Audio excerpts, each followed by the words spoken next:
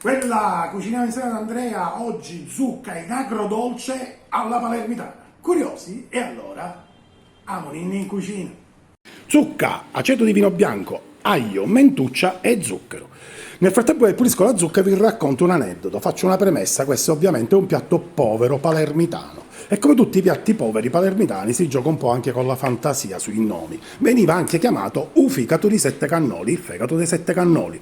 Curiosi? Allora scrivetemelo tra i commenti e vi dedico un video.